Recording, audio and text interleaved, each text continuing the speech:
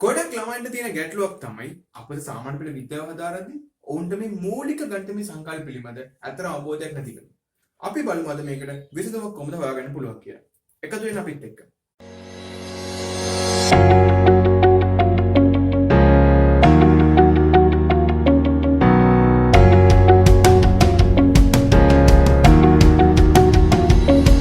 හරි. මේකෙදි අපි පළවෙනියට ඉගෙන ගන්න ඕන දේ තමයි ඒකක පරිවර්තනය කියන මාතෘකාව. ඇත්තටම ඒකක පරිවර්තනය කියන එක ඔබ අප සාමාන්‍ය පෙළ කළත්, උසස් පෙළ කළත්, ඔබ විශ්වවිද්‍යාලේ ඉගෙන ගත්තත්, නැත්නම් ඔබේ ජීවිතයේ ඕනම අවස්ථාවකදී මේක අනිවාර්යයෙන්ම භාවිතයට ගන්න ඕන දෙයක්, ඔබට මතක් වෙන්න ඕන දෙයක්. ඉතින් මම හිතනවා අපි මේක සංකල්පය හරියට ඉගෙන ගමු කොහොමද ඕනම එකක් තව එකක් වලට පරිවර්තනය කරගන්නේ කියලා.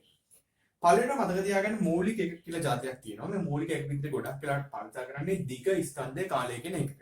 දිගමයින්නේ සාමාන්‍ය මීටර කියන එකකේ, ස්කන්ධය ග්‍රෑම් කියන එකකින්, සම්මත කිලෝමීටර ගත්තොත් කාලයමයින්නේ තප්පර කියන එකකින්. අපි මේවට බලයක් හඳුන්වලා දෙනවා 10 බිංදුව බලය 10 බිංදුව 1 කියලා අපි දන්නවා.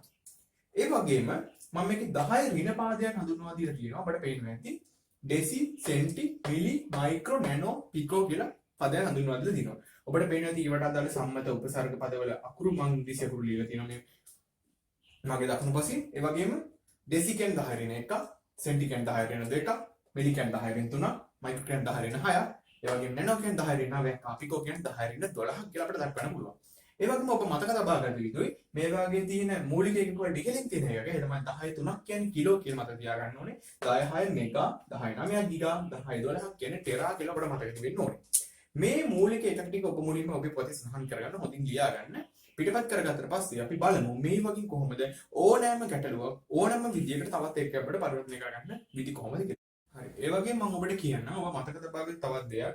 ඒ තමයි මේ මූලික එකක කොහොමද මේ උපසර්ග පද ටික භාවිත කරන්න කියලා. අපිට පුළුවන් මේ මීටර කියන එකකට ඉදිරියේ අදාළ උපසර්ග පදේ භාවිත කරන්න. ඩෙසිමීටර, සෙන්ටිමීටර, මිලිමීටර, මයික්‍රෝමීටර, නැනෝමීටර, පිකෝමීටර යන ආදී වශයෙන් භාවිත කරන්න පුළුවන්. ඒ වගේම ග්‍රෑම් වලට භාවිත කරනවා ඩෙසිග්‍රෑම්, සෙන්ටිග්‍රෑම්, මිලිග්‍රෑම් යන ආදී වශයෙන් භාවිත කරන්න පුළුවන්. පාඩේ වගේම ඩෙසි සෙකන්ඩ්ස්, ඩෙසි තප්පර, නැත්නම් සෙන්ටි තප්පර, මිලි තප්පර යන ආදී වශයෙන් භාවිත කරන්න පුළුවන්.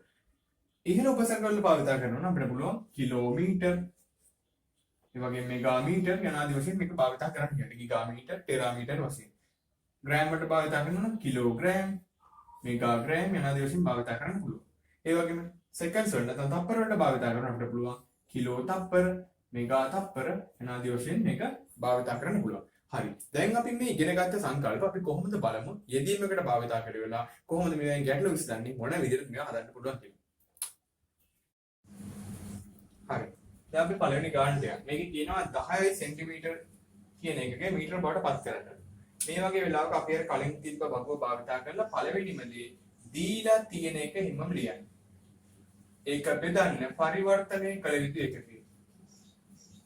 දීලා තියෙන එක පරිවර්තනය කළ යුතු එකකින් බෙදන්න. ඔබට බෙදුවට පස්සේ තේරෙනවා ඇති මේකට දාලා ලියනවා නම් සෙන්ටිමීටර නම් අපි දන්නවා 10 ඍණ 2ක් කියන්නේ. ඒ වගේම ඔබ දන්නවා මීටර නම් අපි දන්නවා ඉන්නේ 1යි. ඒ 10 බිංදුව බලන්නේ. එහෙනම් 10 ඍණ 2 තමයි ඉන්නේ. එහෙනම් අපිට මේ වගේ අවස්ථාවක දැන් අපිට කරන්න පුළුවන් දේ තමයි දීලා තියෙන අගේ හිමම ලියන්න. 10 සෙන්ටිමීටර සමාන වෙන්නේ 10 හිමම ලියන්න. ලියලා මේ ඉහළ ලියලා තියෙන අගේ වැඩි කරන්න. ඔන්න අපිට මීටර වලින් උත්තරය අපි දන්නවා දර්ශක ගුණ කිරීම නම් මේ 10 කියන්නේ මේකේ බලය. එහෙනම් මෙතන උත්තරේ ඉන්නේ 10 රින් 1යි මීටර. 0.9 මීටර කියලා අපිට අවශ්‍ය ලියන්න පුළුවන්. බලන්න දෙවෙනි ගානේ ඔබට දීලා තියෙනවා 737යි මයික්‍රෝ සෙකන්ඩ්ස් කියන එක 737යි මිලි සෙකන්ඩ්ස් කියන එක මයික්‍රෝ සෙකන්ඩ්ස් වලට පත් කරන්න. මේකත් ඒ වගේම තමයි. හරි ලේසි. හරිද? මුලින්ම මයික්‍රෝ සෙකන්ඩ්ස් මිලි සෙකන්ඩ්ස් වලින් බෙදෙනවා. මිලිසෙකන්ඩ්ස් මයික්‍රෝ සෙකන්ඩ්ස් වලින් බෙදෙනවා. අපි දන්නවා මයික්‍රෝ නම් 10 රින් 3යි. මිලි නම් 10 රින් 3යි. මයික්‍රෝ නම් 10 රින් 6යි කියලා අපි දන්නවා. එහෙනම් අවසන් උත්තරේ අපි දන්නවා මෙතන ඉන්නේ 10. උඩට මේ රින් 6 උඩට ගියාම ධන 6ක් බවට පත් වෙනවා. මේ ආකාරයට. එහෙනම් දර්ශක ගුණ කිරීම අපි යන්න දන්නවා. මෙතන ඉන්නේ 10 3ක් ඉන්න. එහෙමනම් අපි එන්න ඕනේ 737යි micro seconds කියන එක milliseconds කියන එක micro second කරද්දී 737යි වැඩි කරන්න ඕනේ මේ අවසානට උත්තරේ 10 3. microseconds වලින් උත්තරේ. ඔබට වෙන්නේ නැති මේ වගේ ගාණක් හදන එක කොච්චර පහසුද කියලා. හරි අපි දැන් තුන්වෙනි ගාණට යයි. මේ තුන්වෙනි ගාණ කියලා දෙන්නේ 10 7 ඝන ඩෙසිමීටර්. කරන්නලු මෙගා ඝන මීටර් බවට. මෙගා ඝන මීටර්. ඔබ බලන්න මෙච්චරලා අපි කරපු ගණන් වල මේ බල තිබ්බේ නැහැ. සාමාන්‍ය සුළු කිරීමක් විතරයි තිබ්බේ. දැන් මෙතන ඩෙසිමීටර් වලට ඇවිල්ලා තියෙනවා ඝනයක්. මෙගා මීටර් වලට ඝනයක් ඇවිල්ලා තියෙනවා. මේක හරිය සංකීර්ණයි නේද? මේක අපි ඉගෙන ගන්න නැහැ. අපි මුලින්ම පළවෙනි දන්න දේ ලියාගමු. නොදන්න ඒවා කතා කරන්න දුන්න. ඒ තමයි ඩෙසිමීටර් බෙදන්න මෙගා මීටර් වෙයි. දන්න දේ ලියමු. ඩෙසිමීටර් මෙගා මීටර් වලින් බෙදුවම ඩෙසි නම් අපි දන්නවා 10 ඍණ කීයද? 2යි. නෑ 10 ඍණ 1යි ඩෙසි නම්. සෙන්ටිම 10 ඍණ 2යි. හරි. මෙගා නම් කීයද 10 6යි. එහෙනම් මේ 6 උඩට ආව 10 ඍණ 6ක් වෙනවා. එහෙනම් උත්තර විතර එන්නේ 10 7ක් කියන්නේ නේද? 10 7ක් තමයි එන්නේ. මම දැම්ම ලියන්නේ. ඔබට මේ පදයන් දෙකම ගණයන් කරන්න ඕන. මොකද කරන්න ඕනේ? මේ මුළු එකටම සංකලන කරන්න තුලින් වැඩි කරන්න. ඒතර බලන්න මේකෙත් ගණය එන්නේ මෙතනත් ගණය එන්නේ. එහෙනම් මේ ආව එකත් ඔබට එහෙම කරන්න ඕනේ. තුනෙන් කරන්න. අපි දන්නවා මෙතන මේ 10 උට්ට આવුත් මෙතන එන්නේ 10 ඍණ 6යි 10 ඍණ 6 10 ඍණ 1 කියන්නේ 10 ඍණ 7යි. එහෙනම් මොකද දන්නවා මෙතන එන්නේ උත්තරේ 3ක් තමයි. එහෙමනම් ඔබට දැන් මේ උත්තරය ඇවිල්ලා තියෙනවා. මොකක්ද දෙන්න ඕනේ? 10 7යි ඝන ඩෙසිමීටර් කියන්නේ සාමාන්‍ය විදිහට දීලා තියනාගේ හැම ලියා ගන්න. ලියලිවලා මෙන්න මෙතන එනවා කියන්නේ. කීයද මෙතන එන්නේ? 7 3න් වැඩි වුණා 21ක් කියන්නේ. එහෙනම් 10 ඍණ 21. 10 ඍණ 21ක් කියන්නේ ඔබට පේනවද? උත්තරේ එන්නේ මෙතන එන්නේ 10 ඍණ 14 තමයි උත්තරේ. එකක වලින් දාන්නේ මොකද්ද? මෙගා ඝන මීටර්.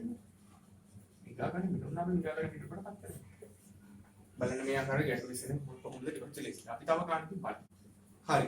දැන් මේ ගාන ඊළඟට දීලා තියෙන හතරවෙනි ගානේ ඔබට දීලා 3 වැඩි කිරීම 10 8යි m ඍණ 2. m ඍණ 2 කියන්නේ වර්ග මීටරයට. හරිනේ එනවනේ ටයන්නක් කියන වර්ග මීටරයට 3 වැඩි කිරීම 10 ඍණ 8 කියන එක නැනෝ වර්ග මීටරයට බඩපත් කරනවා. මේක අර ගානෙම පොඩි දිගුවක්. නමුත් අපි බලමු කොහොමද කරන්නේ. පළවෙනිට දන්න දේ ලියාගමු. මීටර් නැනෝමීටර් කරන්න ඕනේ. මීටර් නම් අපි දන්නවා හරිම ලේසි මේක ලියන විදිය. එකේ බලේ නැනෝමීටර් නම් කියන්නේ නැනෝ කියන්නේ මිලි මයික්‍රෝ නැනෝ. එහෙනම් 10 න් 9ක් කියනවා. ඒක හරි. දැන් මොකද කරන්න ඕනේ? මේක ඍණ 2 මෙතනත් ඍණ 2 තියෙනවා. එහෙනම් අපි දන්නවා ඍණ 2 වැඩි කරන්න ඕනේ. එහෙනම් මෙතන උත්තර ඍණ 2 වැඩි වෙනවා. අපි දන්නවා මේ 10 න් 9 උඩට ආවම 10 9ක් වෙනවා. 10 9 තමයි වැඩි කරන්න ඕනේ ඍණ 2 කියන පදේ. එතකොට 10 ඉන්නේ 18ක් කියන්නේ. ඍණ 18ක් කියන්නේ. එහෙනම් අපිට කියන්න පුළුවන් 3 වැඩි කිරීම 10 8යි m ඍණ 2 කියන්නේ. මේ පදේ ඒ විදිහටම නැවත ලියන්න 3 වැඩි කිරීම 10 8යි. අපිට අලුතෙන් එකතු වෙන පදේ තමයි 10 ඍණ 18යි තමයි නැනෝමීටර් වර්ග. එන්නේ ඍණ 2 විදිහට. ඔබට මේක ලියන්න පුළුවන් දර්ශක ගුණ කිරීම අනුව 3 වැඩි කිරීම 10 ඍණ 10යි එන්නේ ඍණ 2 කියන්න පුළුවන්. නැනෝ වර්ග මීටරයට. හරි. මේ විදිහට උනොත් ලබා ගන්න පුළුවන්. අපි බලමු ඊළඟට පස්වෙනි ගාන. ගොඩාක් ළමයින් මේ තියෙන ලොකුම ගැටලුවක් තමයි මෙන්න මේ වගේ ගැටලුවක්. ඒ තමයි පැයට කිලෝමීටර දුන්නොත් එහෙම ඒක තප්පරයට මීටර බවට පරිවර්තනය කරගන්න බැරි වෙන එක. මේ ගාන හරි ලේසි. එකතර වගේම. ඔබට වෙන්නේ මෙතන හැබැයි ඒකක දෙකක් තියෙනවා. කිලෝමීටර මීටර කරන්නත් ඕනේ. පැය තප්පර කරන්නත් ඕනේ. දෙක අපි දෙවිදිහකට කරමු. පළවෙනි ඔබට පුළුවන් කිලෝමීටර මීටර බවට පරිවර්තනය කරගන්න. හරි ලේසි. මොකද කිලෝමීටර ගණන් 10 3යි මීටර 9යි. ඉතින් ඔබට පේනවා උත්තරේ කියන 10 3යි.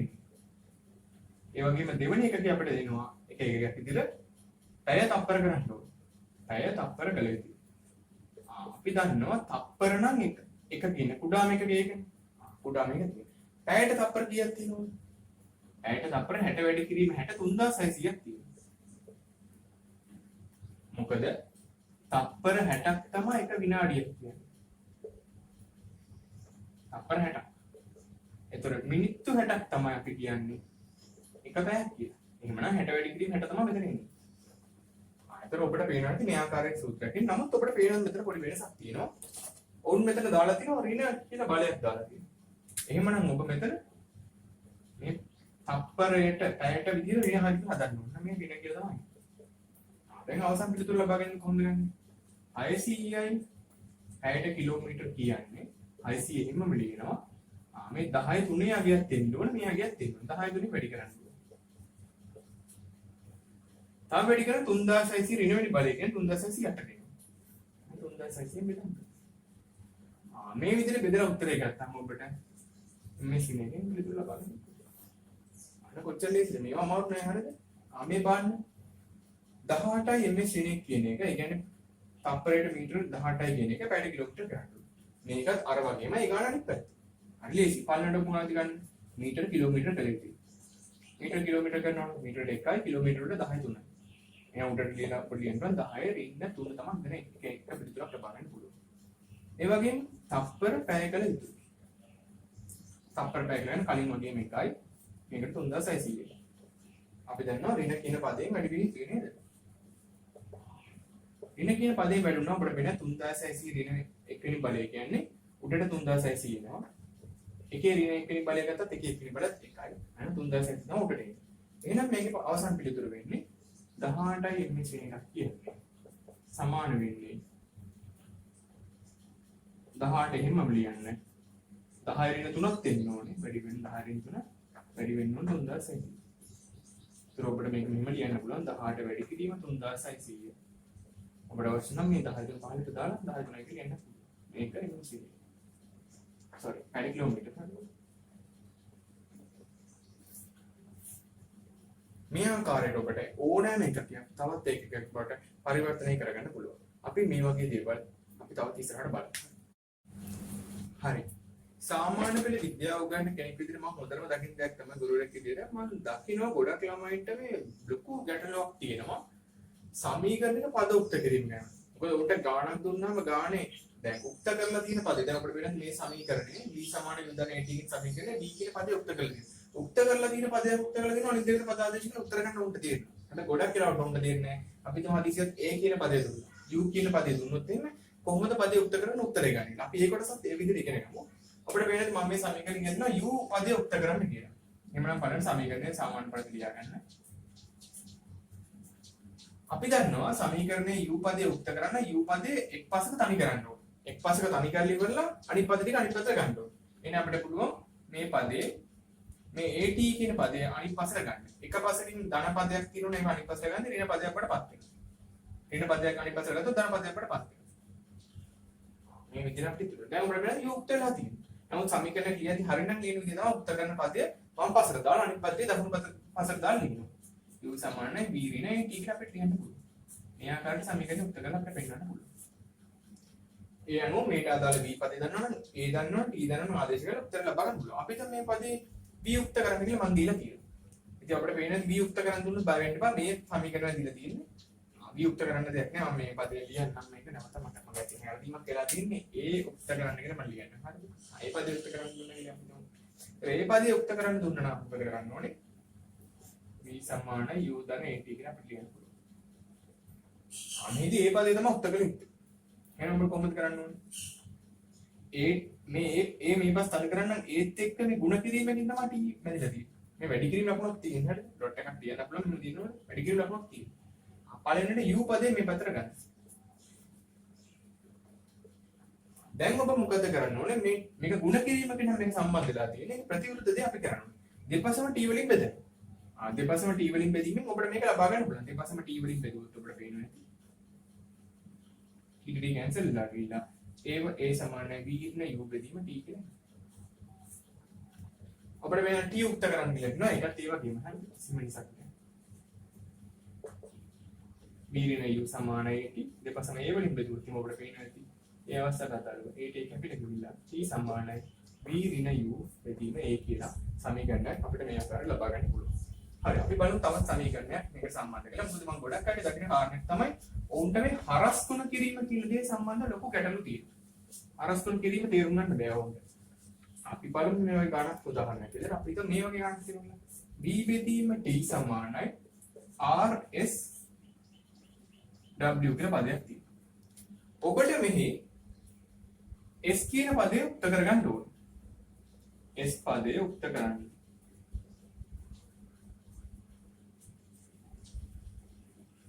මේ වගේ වෙලාවක ඔබට කරන්න පුළුවන් දේ තමයි s කියන පදේ පස් තනි කරගන්න එක. මේ වගේ බෙදීම ලකුණකින් සම්බන්ධලා දිනවා නම් දෙපස් සමාන ලකුණක් තියෙද්දි ධන හෝ ඍණ නැතුව ඔබට පුළුවන් මේ දෙපස කැමති ආකාරයට වැඩි කරන්න. ඒ කියන්නේ මේ v ගාවට w ගන්න පුළුවන් එක්ක v මෙතන ගෙනියන්න පුළුවන්. ඔබ දැන් අදිසිය v පදේ ගන්න w ගාවට ගෙනිච්ච කියලා. ඒ වුණා මෙතන දුරට එකක්. හැම තිස්සෙම මේ හිස් පදේ ගාව තියෙන එක වැඩි කිරීම v වගේ හරි. වැඩි කිරීම v වගේ තියෙනවා. ඔබට ඒ වගේ මෙතනත් මෙහෙම කරන්න. ඔබට උන t බෙදෙන සම්පූර්ණ ගෙනියන්න පුළුවන්. මොනවද වෙන්නේ? v බෙදීම එක සමානයි t rs බෙදීම w. අනිවාර්යයෙන් සකස් වෙන්නේ අපිට කියලා තියෙන s පදේ උත්තර කරන්න කියලා. එහෙනම් අපි මේ විදිහට කරමු. s පදේ මේ පස් තනි කරගන්න ඕනේ. එහෙනම් v ගාව w කියනවා. t මෙතන තියෙනවනේ. p ගාවට මම අරන් යනවා මෙතන තියෙනවා. එහෙනම් අපිට වෙනවා මෙතන s ඉතුරු වෙයි. බෙදීම එක. ඇයි w එක වැඩිලා තියෙන්නේ හරිද? ඔබට එහෙනම් s සාමාන්‍ය පරිදි වම් පසට දාලා දෙන්න පුළුවන්. v w t කියලා ඔබට මේ හරියට. මෙන්න මේ ආකාරයට ඔබට හරස් තුන කිරීමක් සිදු කරගෙන ඉන්න හැකියාව තියෙනවා.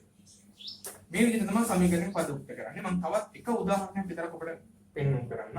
එතන මෙහෙම තියෙනවා කියලා. v ඍණ u බෙදීම t සමාන s කියලා තියෙනවා. ඔබට මේ කවුරුහරි කියනවා u පදේ උක්ත කරන්න කියලා. ඔබ u උක්ත කළ යුතුයි. ඔබට මේ හරස් තුන කිරීම දාන්න පුළුවන්. ඔබට පේනවා මේකතන නම් බෙදීම් ලකුණක් තියෙනවා. ඒක ඔබට මෙතන බෙදීම් ලකුණ 8 එක කරලා කරයි.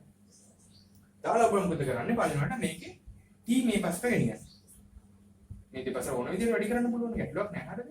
හැබැයි ඔබ මතක තියාගන්න මෙතන තියෙන පදයෙන් වැඩි කරද්දි මෙන්න මුළු පදයෙන් වැඩි කරන්න ඕනේ. එකපාරට ඔයාලට u විතර ගලව ගන්න බෑ මේකට. හරස් තුන කිරීම. මේක හරි වැදගත්. හරස් තුන කිරීම. ආයෙත් අපිට මේ පැත්ත ලියන්න පුළුවන් t s කියලා. බලමු මම මේ පදේ මෙහෙම ලියනවා. v ඍණ u කියලා. දැන් සාමාන්‍ය සමීකරණ සුළු කිරීම වගේ. අපි මොකද උත්තර කරන්නේ? u තමයි උත්තර කරගන්න ඕනේ. එහෙමනම් අපිට පුළුවන් u කියන පදේ මේ පස් තනි කරලා v කියන පදේ අනිත් පස්සට ගන්න. එහෙනම් t s ඍණ v කියලා අපිට මේ පදේ එනවා. නමුත් මෙතන දෙන්නේ නැහැ. ඍණ u. අපිට කියන්නේ u උක්ත කරන්න. එහෙනම් ඔබ මේ මුළු පදේම ඍණ එකෙන් වැඩි කරනවා කියලා ඔබ හිතන්නේ. එහෙමනම් u සමානයි ඍණ ts ධන v. ඔබට මේක ලස්සන ලියන්න පුළුවන් u සමානයි v ධන ts කියන්නේ. මේ ආකාරයට ඔබට සමීකරණයක පද උක්ත කර ගැනීම ගැන අවබෝධයක් තියෙන එක ඇත්තටම අපොස් සාමාන්‍ය පෙළ විභාගයේදී ගොඩාක් වැදගත් ලක්ෂණයක් වෙනවා. අපි තවදුරටත් බලමු. තවත් පොඩි දෙයක් තියෙනවා ඉගෙන ගන්න. අපි ඒකත් බලලා කරලා අපි මේ වීඩියෝ එක ඉවර කරමු. හරි. අන්තිම දේ විදිහට අපි ඉගෙන ගමු දර්ශක සුළු කිරීම කොහොමද කරන්නේ. මේකෙත් මම දකිනවා ගොඩක් ළමයින්ට මේ හරියට හරි ඇත්තට අවබෝධයක් නැහැ. මේකේ මම ඔබට පෙන්නන්නේ මුලින්ම සංකේත වලින් ලියලා දෙනවා. ඊට අදාළ උදාහරණ දකුණු පස්සේ ලියලා දෙනවා. ඔබ හිතන්න මේකෙදි මේ තියෙන පාදය මේ පාදයට අදාළ බලය තමයි ලියලා තියෙන්නේ. x කියන්නේ පාදය බලය තමයි මේකේ n කියන බලය. x කියන පාදය බලය තමයි n කියන බලය. ඔබට පාදය සමාන නම් විතරයි මේ දේ කරන්න පුළුවන්.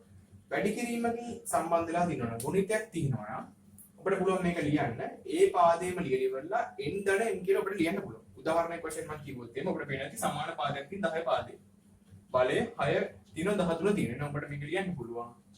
10 6 ධන 13 කියලා 10 19 කියලා පිළිතුරු ලබා ගන්න පුළුවන්. ඒ වගේම හදිස්සියවත් දර්ශන කරුනේ මේ වගේ බෙදීමක් තිබ්බොත් මෙහිදීත් අපි බලනවා පාදේ සහ බලය. බලන්න පාදේ සමාන විදිහට අනිවාර්යයෙන්ම. බලය තමයි එක බලයක් k කියලා දෙනවා අනිත් බලය z කියලා තියෙනවා. අපිට මේ වගේ බෙදීමකින් දක්වන්න පුළුවන්. මේක ඍණ කියලා දක්වන්න පුළුවන්. උදාහරණයක් මම ඔබට පෙන්නන්නම්. 10 ඍණ 3යි 10 ඍණ 2යි බෙදන්න කියලා තියෙනවා. එහෙනම් අපිට මේ වගේ වෙලාවක මේක කියන්න 10 ඍණ 3 අඩු කිරීම 10 ඍණ 2. ඔබ දැනගන්න ඕනේ ඇත්තටම සුළු කිරීම වශයෙන් මේ වගේ ඍණ පද දෙකක් තිබ්බොත් මේක ධන බවට පත් වෙනවා. 10 ඍණ 3 ධන 2. එහෙනම් අපිට වෙන මෙතන වෙන උත්තරය 10 ඍණ 1 කියන පිටු සමානයි. ඔබ හිතන්න හදිසියෙන් මෙන්න මේ වගේ ගාණක් දීලා තියෙනවා. ගාණ මේකේ ඔබට පේනවද? ඉසෙට් කියන මෙන්න මේ පාද තුන නම් සමානයි. මේ පාද විතර සමාන නැහැ. අපිට කිව්ව දර්ශක සුළු කරන්න පුළුවන් හැම විටම සමාන පාද වල විතරයි. එහෙනම් ඔබට මේකේ පිළිතුරු ලබා ගන්න. ඔබට පිළිතුරු ලබා ගන්න ඕනේ ඉසෙට්. මෙතන පිළිතුරු ලියන්නේ ඉසෙට් m ධන x. ඒ වැඩි කිරීම නිසා බෙදීමක් තියෙන නිසා ඍණ w. ඔබට මේ පහළ පදේ සුළු කරන්න බෑ. මේක තමයි උසස් පිළිතුරු විදිය. මම මේ උදාහරණ ගණනක් දෙලා ඉන්නවා. ඔබට පේනවද 10 ඍණ 3 වැඩි කරන 10 ඍණ 18. එහෙනම් ඔබට මම මෙතන පිළිතුරු ලියන්න 10 ඍණ 3 වැඩි කිරීම නිසා ධන 8 බෙදීම නිසා මේ 10 පාදෙන එකම පාදේ නම් ඍණ 13. ඒ ඍණ කියලා දෙන ඍණ කියන බෙදීම නිසා මේ ඍණ 13 තියෙනවා. බෙදන්න ඕනේ 3.2 3 වෙනි බලයට මේක සුළු කරන්න බෑ. පාදෙන්න. ඒක අවසානයේ ඔබට අන්තිමට පිළිතුරු ලබා ගන්න පුළුවන්. ඔබට මේක සුළු කරලා දෙන්න පුළුවන්. ඔබට වෙනවා ඍණ 3යි. ඔබට වෙනවා මේ දෙක ඍණ 9. එතන ඔබට වෙනවා ධන වෙනවා. ධන උනේ. ආයෙන 13යි 8යි බවට එකතු කරන්න ඕනේ. 13 8 එකතු කරනවා 21යි. 21 3 කඩු කරන්න ඕනේ. 21 3 කඩු කරලා අපිට උත්තරේ දාන්න පුළුවන්. 21 3 කඩු කළාම 10 18යි. 18 බෙදීම 3.2යි තුන්වෙනි බලය කියලා තමයි පිළිතුර වසන් ලබා ගන්න. මේ ආකාරයට ඔබට අතර විද්‍යාව කියන විෂය ගණිතයෙන් වෙනම සොයාර්ථ කරලා අපිට ඉගෙන ගන්න පුළුවන්කමක් නැහැ. අතන ගණිතය සහ විද්‍යාව එකිනෙකට බැඳුණු විෂයන් දෙකක්. ඉතින් ඔබ අනිවාර්යයෙන්ම විද්‍යාව විෂය හදාරද්දී මේ ගණිතයේ මූලික සංකල්ප පිළිබඳව ඔබට අනිවාර්යයෙන්ම අවබෝධයක් තිබිය යුතුයි. අපි ඉස්සරහටත් මේ වගේ වීඩියෝ වලින් හම්බෙමු. අපිත් එක්ක ඉස්සරහටත් මේ channel එකත් එක්ක එකතු වෙලා ඉන්න subscribe කරන්න අපි. Thank you.